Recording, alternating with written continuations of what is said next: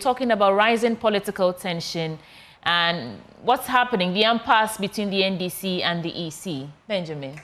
Indeed. So in respect of that political tension, it is rising with barely 2 months to the 2024 presidential and parliamentary elections. And we've heard from the Eminent Persons Group representing major religious bodies in Ghana. They are calling for calm and transparency ahead of the 2024 general elections. Now, while they acknowledge past electoral violence, the group has urged the Electoral Commission to improve communication and trust-building efforts with stakeholders, particularly addressing concerns raised by the NDC over the voters' register.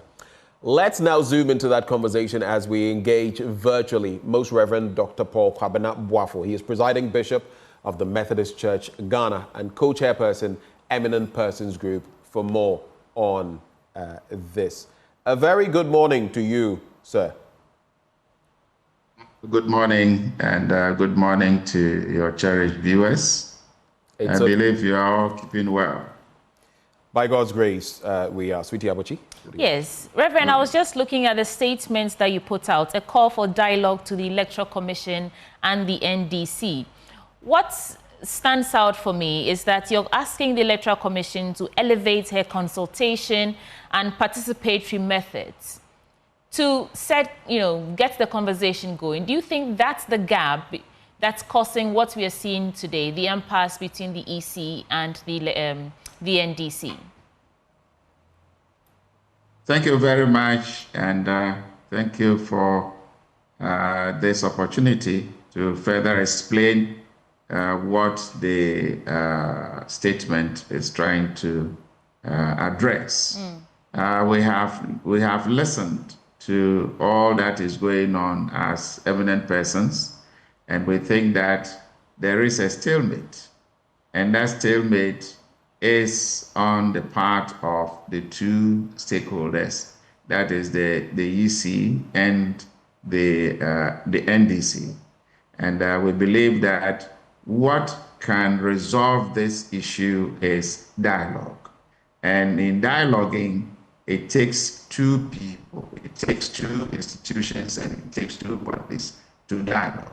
And we think that if the register was opened or exhibited and the discrepancies, whatever you have found on your part as not to be true or not to be in the register, you lay it at the door or on the table for the EC to also address. And that is why the bottom line of this is looking at dialoguing and how do we come to that. So it is to see what moves have been made by the EC and how has the NDC responded to it.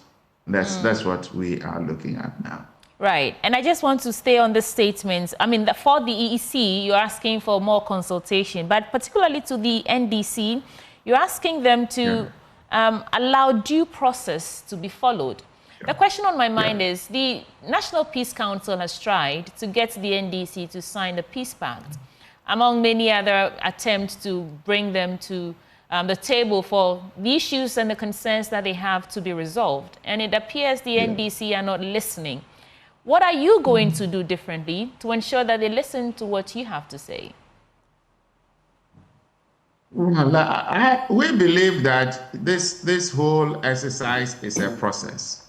And there are grievances. There are grievances on the part of NDC not coming to the table to sign the peace accord or whatever.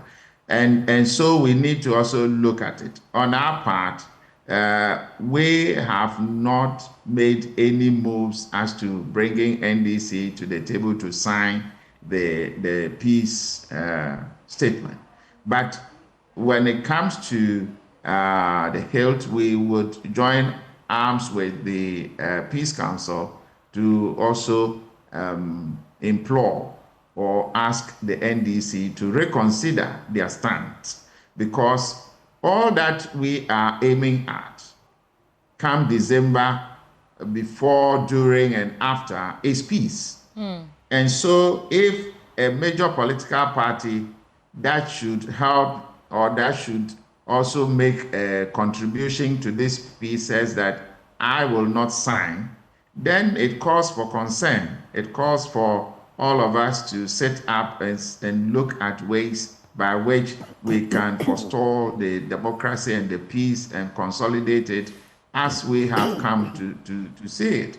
So it is something of worry and it's a concern which we are all asking the NDC to reconsider their position now so that we can all move away from the heighting of the tension that we are facing now. And that's where you come in. So paint the picture for us on the role that your group, Eminent Persons Group, see itself playing in reducing the political tension in this politically charged climate that we're experiencing right now. Where do you come in? Yeah, we come in with a statement, and we are first looking at the register that was opened for all of us to go and look at it. It was to all voters and not just to one individual or one institution or one political party.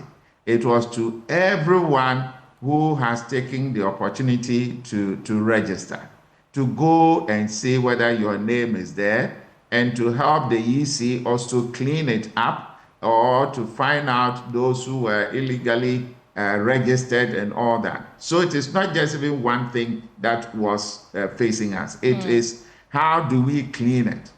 So in coming out after the exhibition or during the exhibition, we found some discrepancies.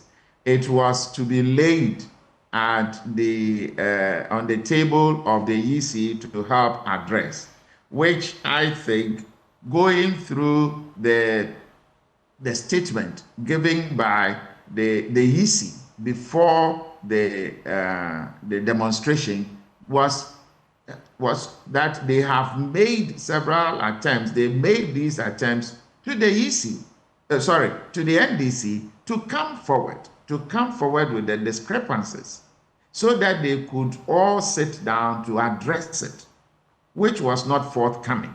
Right. And that is where we are saying that they should also be patient. They should also adhere to what and how do we clean the register.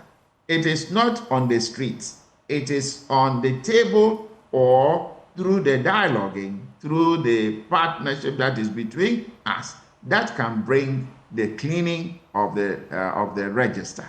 And that's where we are saying that, yes, for the EC, they have to keep their credibility, they have to keep their trust, they have to keep what they will call transparency, and that has always been their hallmark. And they keep telling us again and again. And so, if we have found any discrepancies, it is not on the streets for us to hit and then blow it out there before we hand over whatever we have in our hands. I always say that whenever there is a demonstration against government, against an institution, against any sector, after all that, gone through it legally, we hand over our petition to the same person whom we are demonstrating against. Right. Knowing that they are the very people who can address the situation. So if that is the case, why do we first go to the streets and then come back to hand over our petition to the same body?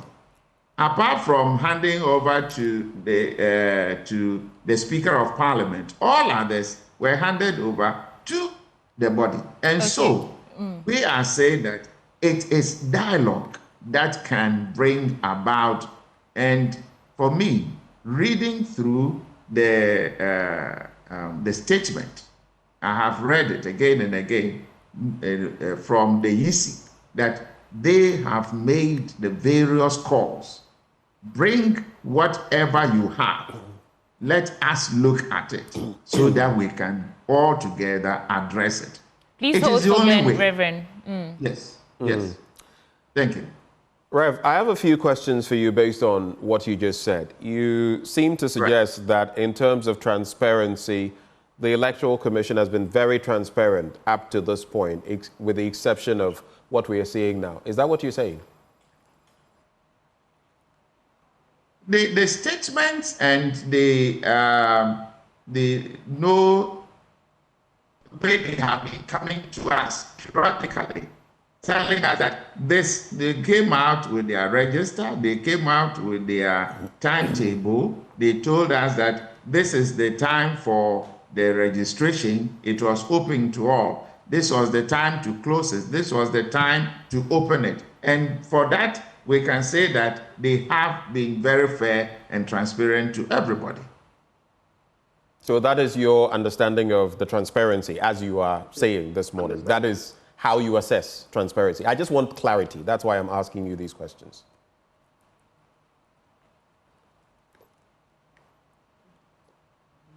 Well, for now, looking at what is happening now here, in terms of the stalemate between the NDC and the Electoral Commission, because what they are looking at is that they found certain things, what they describe as discrepancies. Those discrepancies are the current issues that we are looking at. And that is what allowed them to hit the streets. That's why I'm saying that from the time of the registration to this point, the EC has come out with the timetable and has made enough grounds for them to also come and meet them. That's what I mean. Well, I pose that question because if you want to talk about transparency, whether the media or the opposition, and I'm not talking of just the NDC or other parties, can also point to many instances.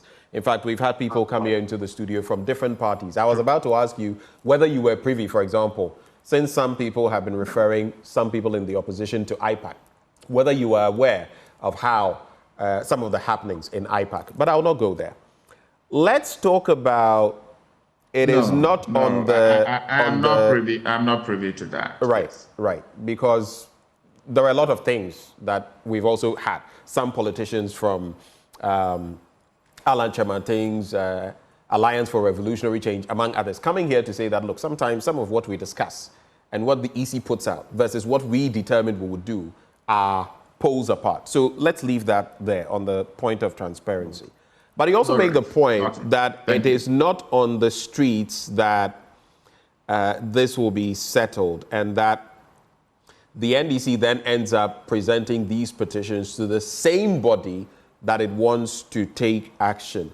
Is that not even more reason, especially with what happened in 2016, for an independent audit outside of the Electoral Commission, so that if the go-ahead is given, then we proceed from here? You say it is not hitting the streets, and they are presenting a petition to the same people. But is that not why, if you are failed by an examiner and you want a remarking, they don't go back to the same examiner, do they?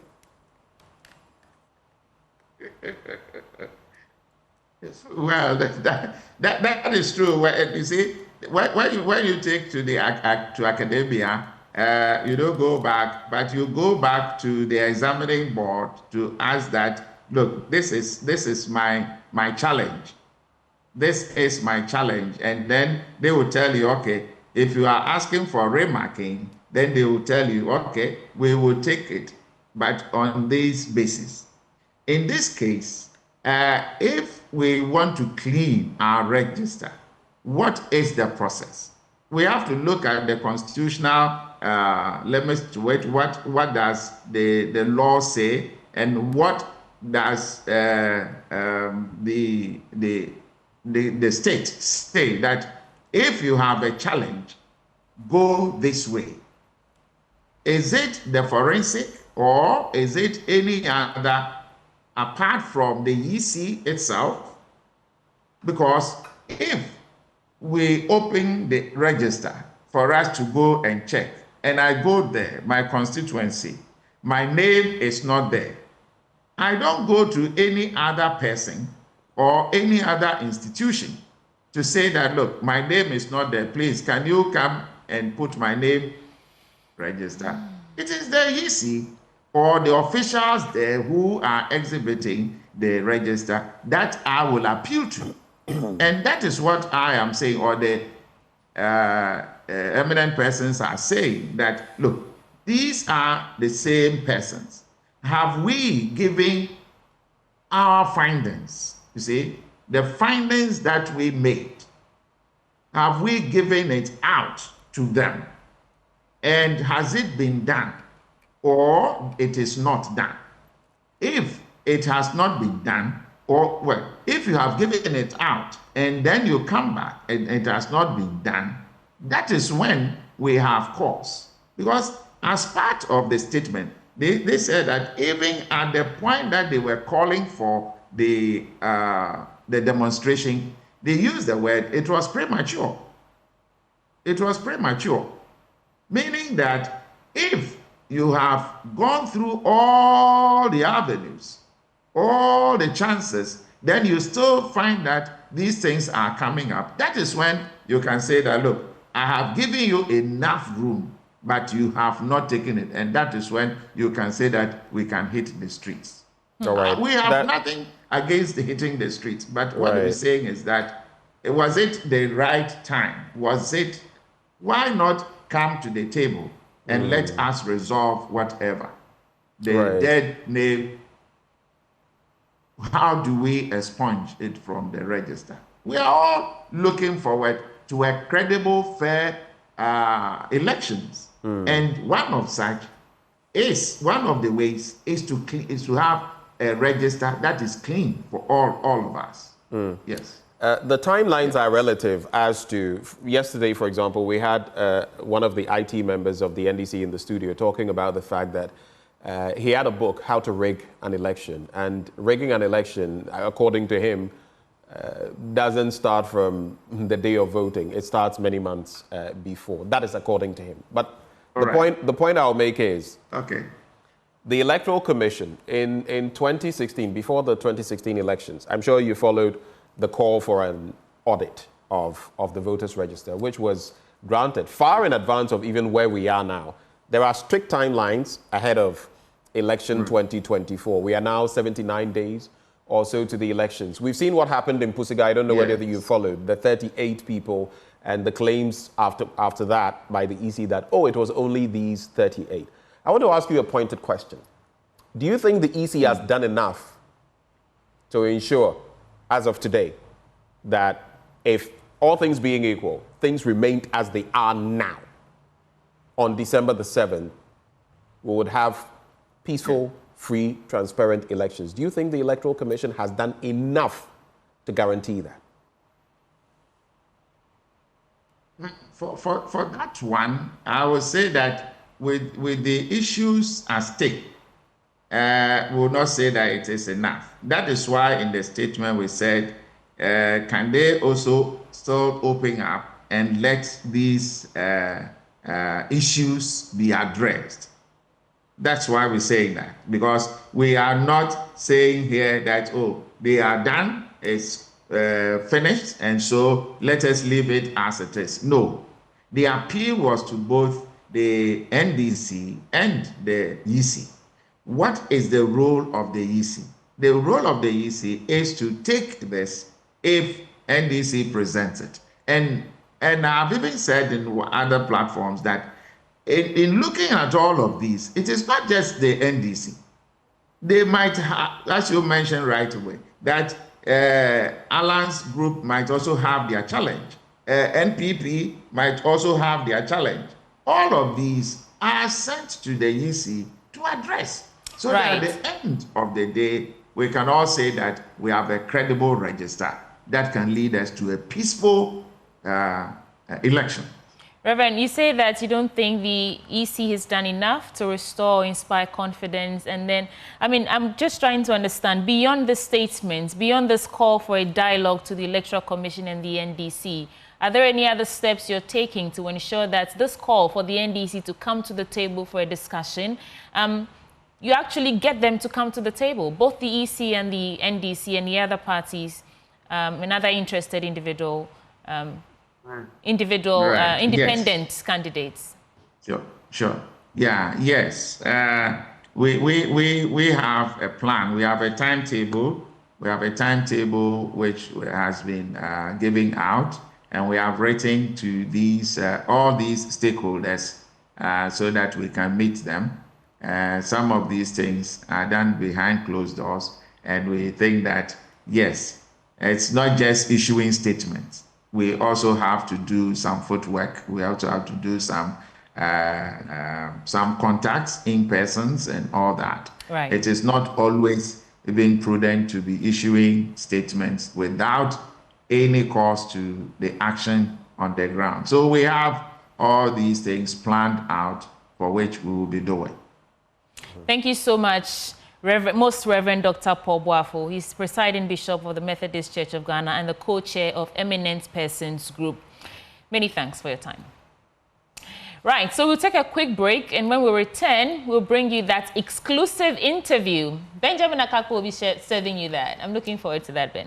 Yes, I shall. You know Dr. Nyahu Tamaklo, and when he talks, he wants to talk about all the major issues. So the NDC, and in fact, this demonstration ahead of time, what he thought of it, the credibility of the Electoral Commission, corruption, the economy, all of those salient matters he talks about in that interaction. You know, until recently, I was very comfortable describing him as one of the founding members of the NPP. And then I had Haruna, the NPP Deputy General Secretary. Yeah. And he said, it was on the back of some of the things that Mr. I think it's Haruna Mohammed Tamaklo has been saying. He said he's not a founding member. Yeah, some members of the NPP say that, and it's interesting because they do that as well to Dr. Kobina Arthur Kennedy. Yes. So it's interesting how some people who are what would you call them, primus inter pares in the party, have all of a sudden once you get a voice against. Because you speak to the issue regardless of whether it favors you or not. But coming up next is that conversation with Benjamin Akakpo, and we'll be back after this break.